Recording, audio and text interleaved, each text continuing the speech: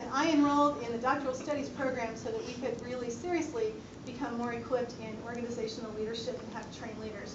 2010, we launched more programs. We had the concept of the 10K. We didn't quite make it in 1 year, but we got close, where we were on 10,000 platforms in the community. Last night when Eunice was giving you all that data, those are platforms in the community. That's not all those practices in chapter. That's community platforms. Most of those 26,000 platforms have been in just over the last 2 years, if you actually look at the numbers. So we are accelerating and building as we go, and it's a lot of excitement. We retracked our conferences because we recognize the importance of doing that.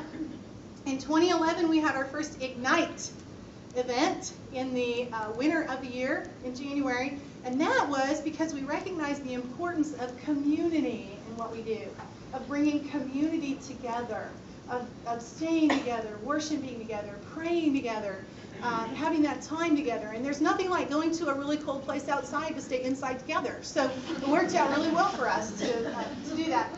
We improved our leadership ladder. We had so many people who came on to help us do that. And we had our very first state coordinators. 2 years ago this month, we recognized our first area coordinators. 1 year ago, we recognized our first state coordinators. Now, the resources in the organization are exponentially greater than they were just over 2 years ago. Because the people, you, who are invested in shaping the future through authentic leadership and cultural communication are here. I'm passing some of these, but they're on the screen so you can see them.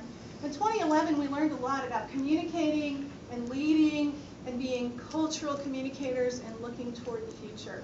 We established some additional programs. One little piece of inside information that I thought you might find interesting is we got together over the summer of 2010 and we attempted our organizational chart, 2010 into 2011, as a national leadership team, and it was a train wreck. We tried to put together this org chart, and we thought this was going to be so spiffy, and then we'd roll it out on the website, and we would look so good. And we, as a national leadership team, we couldn't even get close to what it looked like. Our initial idea was a hierarchy. You've seen org charts, right? So you've got, like maybe you've got the board here, and you've got their next council here, and then you've got the offshoots that come off of all that. And we never could get comfortable with that because that's not how we work. It's not how we function. It's not how we want to work. It's not how we want to be. We don't want to conform ourselves to something like that. And it never got okay with us.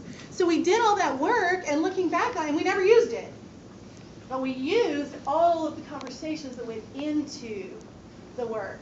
And I just think so many times that's exactly how God has worked in us and led this work that we're doing here. Because the work that we're doing here isn't about the organization or institution of ICC. It's about God doing a work and using people in ICC and using ICC as one of his many instruments. He could do all of it without us. He could do it a whole lot better without us. But he does work in us and through us and in spite of us. And so we learned a lot about how our organization needs to work. We're in 2012 celebrating our 15th anniversary, and a lot of the pieces have come together for us. This is the mission statement as you know it now, equipping Christians. Do you see what I mean? Yes, this is how it goes. Equipping Christians to shape the future through authentic leadership and cultural communication.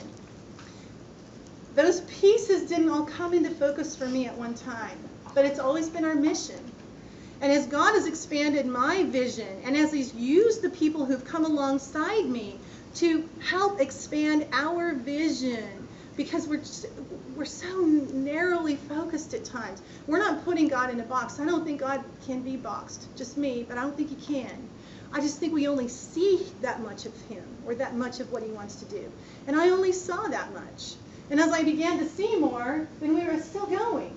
As I began to see more, then we learned how to do more, and we learned how to do it better, and we learned that this is what we're about right now. And I want to take just a couple of minutes to quickly move through some thoughts about that expanding vision as we move into the future.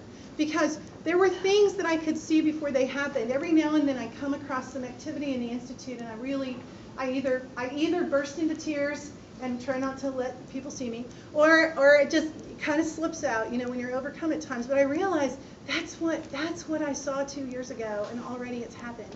But I didn't know how to look 15 years ahead 15 years ago. Now we do. And in the next 15 years, here are some things that I think are going to happen in the Institute. In the present, we're training in oral and written communication, in teamwork, in public speaking, in critical thinking, in Christian apologetics, and in culture studies. And by the way, in my studies, and some of you might have heard me say this, I am coming across study after study after study after study after study, both the U.S. and global studies that tell us there is a leadership deficit right now today.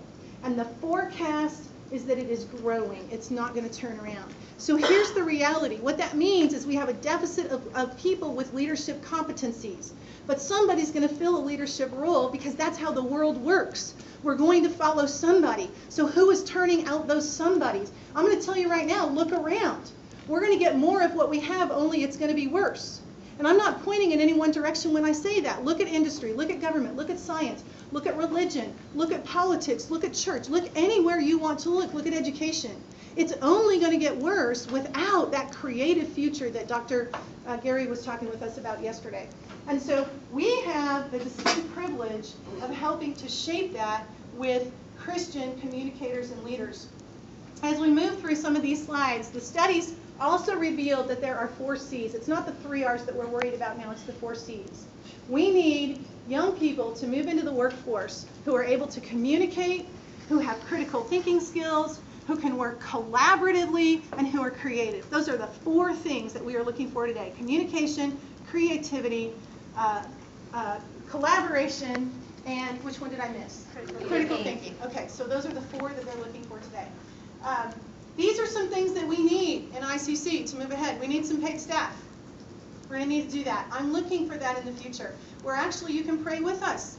We are beginning to work with a couple of people to find the right director of development to help us move into the future. ICC's never been very good about fundraising. We train communicators and leaders. And so, but we're looking for some money people. We're looking for some people that can help us fund this kind of work and help us understand what it looks like to do that well. And I actually am very happy to say that, in fact, I came across a talk not very long ago that a myth of great leaders is that they're great at everything. And so we're not training great leaders who are great at everything, and we aren't coming as great leaders who are great at everything. We are coming as people who have learned how to do some things, and we'll share what we've learned how to do so far, and the rest of you can help us do what we're not very good at better. And that's, I believe, how God has helped us be collaborative and be a better organization. We will increase attendance and participation, and I hope that we'll be having multiple tours, more interns, platforms, chapters, and volunteers. But what is that going to look like? What happens when you increase participation? What happens when you increase the demography? Guess what? You get people who are different. That's why we need these conversations about cross-cultural, intercultural communication, building bridges, having grace. The people who start coming to ICC in the next couple of years aren't going to look like us. This convention isn't going to look like it does right now a couple of years from now. And the question is, are we going to be able to come alongside people who don't look quite like us and say it quite like us and express their faith quite like maybe most of us? Is that going to be okay with us? And I'm just going to say, I think it has to be. I think it has to be. I think we're going to have to ask God, and our national leadership team is praying about this right now. And we're not saying anything goes. I don't think that's going to be the message, but I think we're going to be somewhere between status quo and throw it all out. And I think that our alumni are going to help us understand that a whole lot better. We're going to partner with more organizations. We're going to develop the consulting arm, and we'll have more curriculum and more certifications. The Millennial Branch of the Institute is something I am very excited about. Very, very excited about. It won't be called that, of course, because someday they won't be millennials anymore. But what I am so excited about is an alumni association and an opportunity for young people in the college and on into young adult ages. Here's what we have done over the last 15 years. We have developed a pretty strong program for training communicators and leaders from 6 years old until they graduate from high school. And if they have come all the way through the program to the highest levels, they have a place to come back to forever. But if they haven't, when those alumni go somewhere else, to college, to work, to any place else in life, and their peers recognize their skills, recognize the competence and the character and the community from which they came, they have nothing to invite them to. There is nothing for them to come back to because we can't start you right now if you're a college kid. We don't have a way to do it. I believe that is the next frontier for ICC. I believe it is the next most important thing we need to do. Thank you. It is tremendously important. I believe that our richest untapped resource right now is our alumni. I believe that. I believe that. It is. It's our richest resource. What they come back and bring us, what they give us, the ways they enlighten us, the way they open our eyes, the ways they help us to improve our programming are tremendous. And there's no other way for us to get that and expand that. And we're going to learn a lot more about how to do that. International conferences and chapters, those are going to expand. I'm going to give you some numbers. There are over 7 million privately Christian students in private Christian schooling entities in the United States right now. We have how many in our chapters, Eunice? 1,700. We have 1,700 in chapters, and we reach a few thousand a year. We have so far to go. So far to go. Every now and then, somebody tells me that a community has been saturated with ICC. I'm just saying I don't think so. I just don't think there's any saturation anywhere in the near horizon, okay? I think we haven't started. That's what I think. We have barely tapped in to the market that we are supposed to reach, because there are so many Christian young people out there who need to be ready to take on the future. We've done 10K in a year. I think we will see the day when we'll do 100K in a year, and it'll be very exciting. And we ought to do that before very long, because we ought to have that kind of presence in communities, and we ought to have more and more people that are inviting us. We have 80 plus chapters now. We'll be looking at 1,000 chapters before we know it. We'll look back and we'll say, wow, wasn't it easier when we only had 80? Eunice can't believe that right now, but it's really going to happen.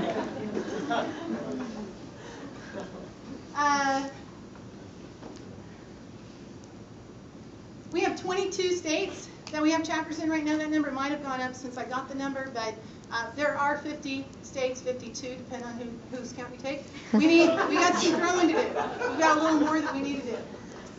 We are in 2 countries right now, technically. We have touch points with 3 others, but there are a whole lot of countries out there that we ought to be touching in some way, here or there, or between here and there. That's got to be happening. Scripture tells us, unless the Lord builds the house, its builders labor in vain. I believe that this is, in fact, and this is how God is teaching me too. I may as well just watch it happen, because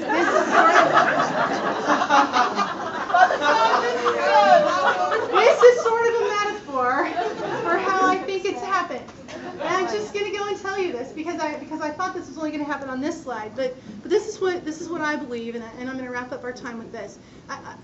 There are so many times when I thought we wouldn't still be here, this wasn't going to happen, because I thought it was my work and forgot it was God's work.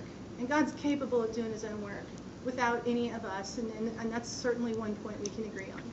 But he uses us. That's his plan for working here, for working on planet Earth, is to use people. Scripture is full of that. He's using people. He works in us, he transforms us, he conforms us to the image of Christ, and he uses us. And he doesn't show us all of it at the same time, and I haven't seen it all at once, and there are so many times just like those little tiny letters falling into place. That's how it found it as an organization, like an S. What do you do with an S? I mean, that's kind of how it felt. Like, so what? So now I've got an E. Thanks a lot, God. I mean, what do you do with that? And so the pieces come together, and what I know right now is this is how much we know. There are some other pieces out there that I don't understand yet. And I think that part of us becoming authentic leaders is knowing that. You know, in culture studies, one of the things we realize is in the North American culture, we evaluate cultures on cultural characteristics in an index scale. And on the uncertainty index, Westerners do not like uncertainty. And so we create certainty where it doesn't exist, because we have such a need for answers that we'll just make them up. It's kind of okay with us. We're much more comfortable because now we have an answer. We just gave it to ourselves. And so the reality is, if we look around the world, what we're having is revival in the global South. Why? Because they're okay with the fact they don't have all the answers. I'm just telling you today, as the president of the Institute for Cultural Communicators, I don't even have close to all the answers. I don't even know all the questions. But some of you know some questions I don't, and some of you have answers I don't, and other people in the country have questions and answers I don't, and that our national leadership team doesn't. And in the meantime, God has brought me an amazing team. I am so blessed. I am so blessed to work with you as chapter sponsors, to work with you as chapter members, to work with you as state coordinators and area coordinators and national leadership team members and board members. It is an incredible blessing to stand here and know that I mean every word of that. And know how uncommon it is, but know that God can do that. And if God can do that, he can do so much. He brought us here. He's going to take us to the next place. Buckle in, because we're in for a ride. And I hope you are still here when we come back to celebrate it again. That's what I had to share with you this afternoon, and thanks for being here.